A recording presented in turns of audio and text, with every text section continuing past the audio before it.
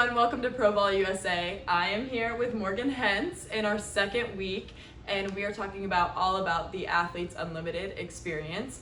Morgan is a three-time first-team All-American. She is a three-time national champion from Stanford, and she is now playing for the national team as Libero, making her debut in VNL. So everyone give her some round of applause. Welcome, Morgan. Thank you. Thanks for having me. So this week, like I said, we're really talking about the Athletes Unlimited experience. And for those of you who don't know, it's a new professional volleyball league here in the United States. And we're just gonna get Morgan's perspective. She played last season for AU and she seemed to have a really good experience. Yes, I had a wonderful experience with AU. Athletes Unlimited is a really unique professional league here in the United States. They don't just have volleyball, they have lacrosse, softball, and basketball. And the way they run their league is quite different from, I guess, any league you think about in the US, overseas. So it's about a month and a half long in length, which seems really short, but they squeeze a lot of games within that period of time. So it's 5 weeks, 3 games each week. And the point system is very different as well. So your teams actually change from week to week.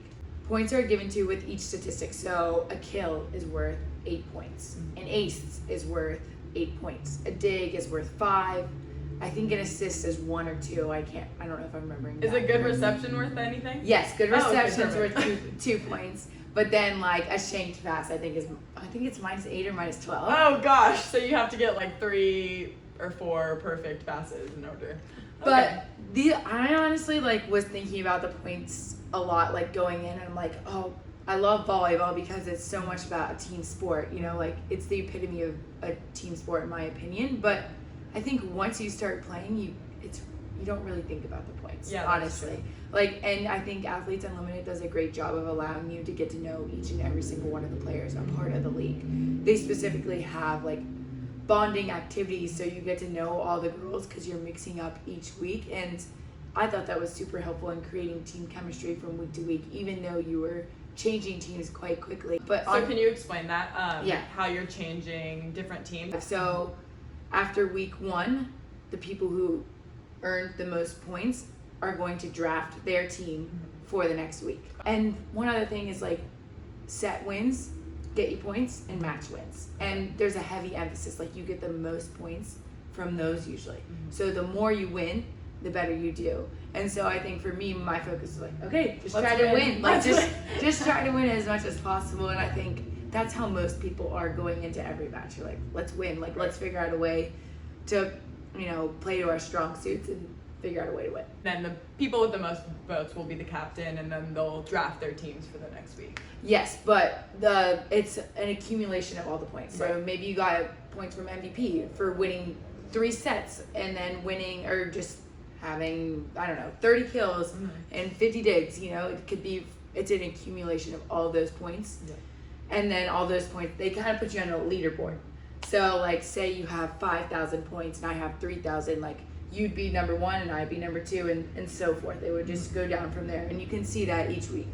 So now that we kind of know a little bit about Athletes Unlimited and just the differences between them, can you kind of speak to your experience on that and how you like it, how you dislike it, if you wish there would be any tweaks or anything different? Yeah, I had a really positive experience with the league. I thought it was extremely player driven, which is something I really love. There was a lot of strategy talked about between all the players, and I really just enjoyed all the wonderful women that were part of the league. I felt there were people from all over the states. There was a player from Thailand, the Dominican, Brazil, I'm missing a couple other, Puerto Rico.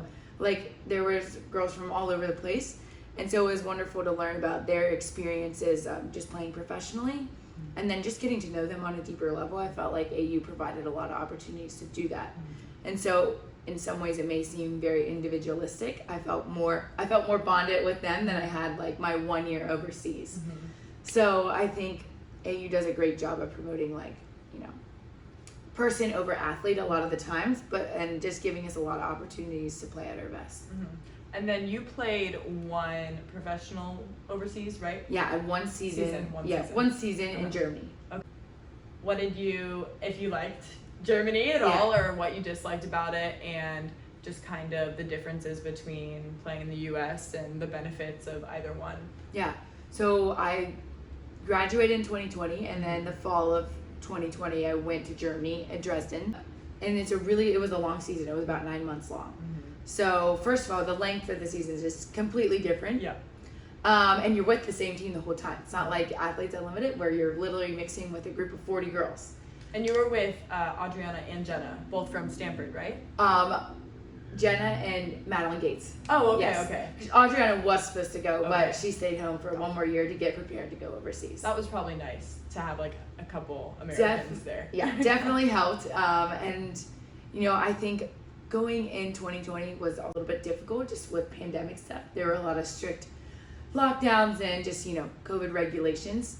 But it was a really cool experience. I felt like I learned about a whole new culture. The volleyball was very rigorous. You usually had 2 practices a day, which is probably normal in a lot of professional sports.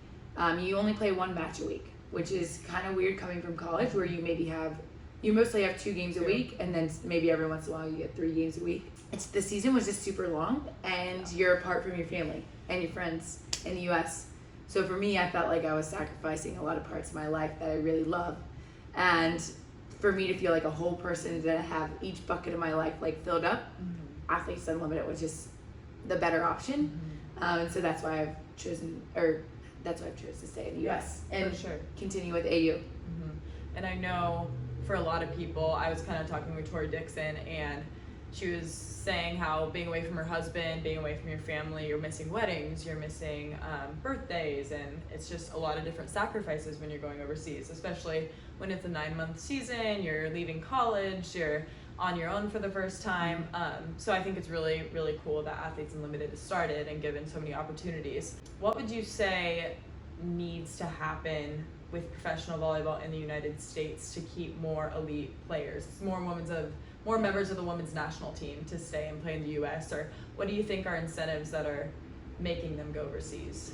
Yeah, I would say the first is just, pay, compensation for playing. I think right now, because AU such a short season, like a month and a half, for a lot of players, that's not going to feel like a full professional season.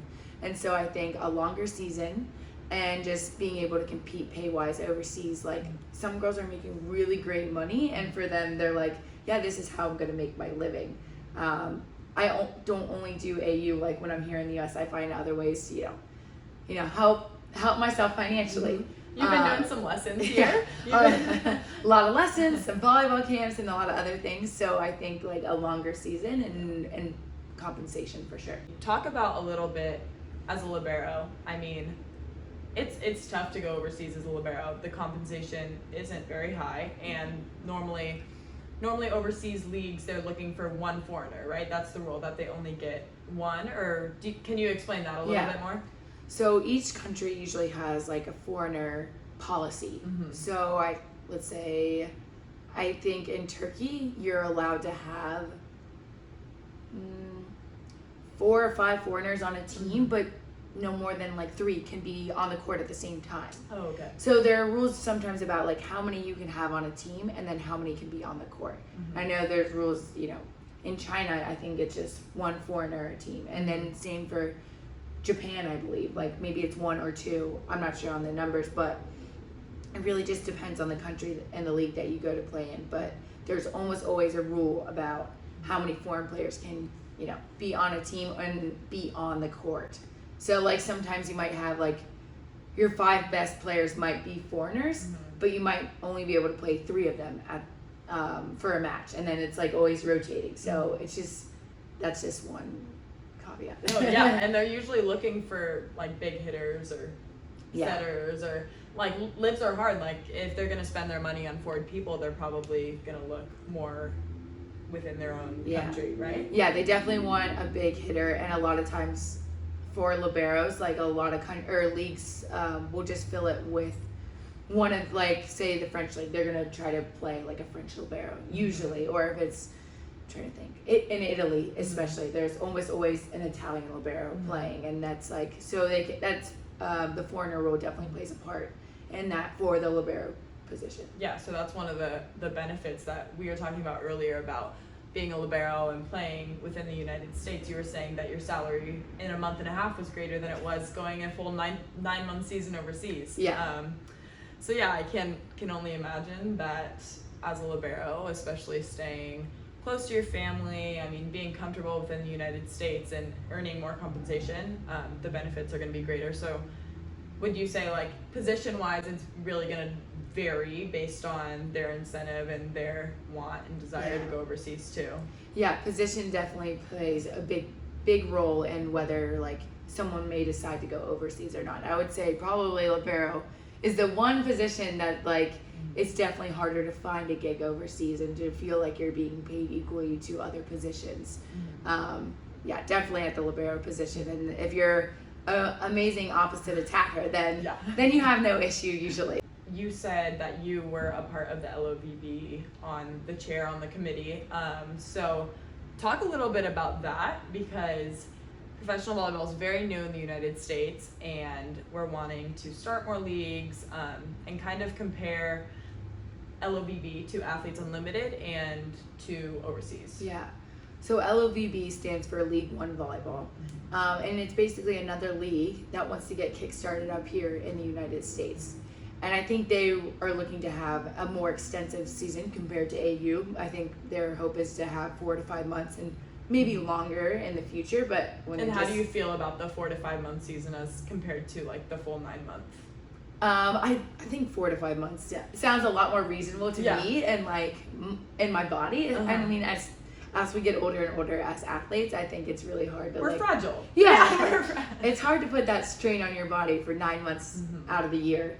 And so I think that 4 to 5 months is like an ideal season. And if you have like AU with League One, how awesome would that be? You play for 4 to 5 months here, maybe take some time off, play in AU, take more time off, and then back to the start. So they could be a really nice balance for each other. And I think it could be a great draw to also keep players from going overseas in the U.S. Like you have two ways to get paid now by playing volleyball in the U.S. and not just one.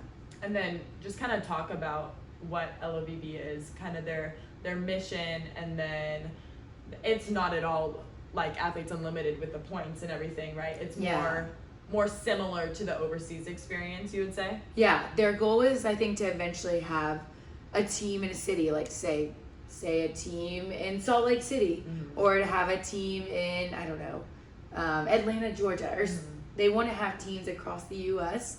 and be able to like compete and play with each other, just like in the, WNBA, something like that. And that would just be so wonderful to see, to have like a home base and you could generate like a really nice fan base, especially with how popular women's volleyball is in the U.S., especially at the high school level. So they just really want to be able to compete with these international leagues to be able to allow U.S. players to stay in the U.S. and play. And they're just looking to do it the right way too. They really want to make sure they build a solid foundation, to make sure it's sustainable, and just to make sure they are checking off the right boxes. So how long have you been working with LOVB, and what do you think are the main factors that they're needing to get this started, and kind of the timeline with that? I think I started kind of being a part of their Zoom calls because everyone's from all over the country. And I think I was in Germany when I started talking with them. I think maybe 2021, or late 2020. I think they're just making sure they're okay financially. They're looking for just to make sure the facilities that they're acquiring are up to the standard that they want to have their athletes like play and compete in. And then there's just so many logistical things to creating a league and making sure that it is sustainable. Right now, they have acquired a lot of like youth volleyball clubs, and they're hoping that can be like kind of a ground roots approach. And these are all clubs that we played for, right? Growing up. So and that's kind of how it is overseas, right? So you have these clubs. I played for Aspire in Arizona, for example, and so I think LOVB is kind of feeding into that club, and so you have your club teams that you've played for, and then it's kind of a step-by-step system up to professional, right? Yeah, Okay. I mean, it's super popular overseas. You see it with volleyball, but I feel like people are probably more familiar with like soccer. Like soccer right away, like all the youth clubs feed directly into like the premier soccer clubs across, like, I feel like especially Europe. And I think that League One has looked at those approaches and been like, okay, how can we tie this in to our league? So that, I think that's really cool. And it also helps, I think, generate an awesome fan base.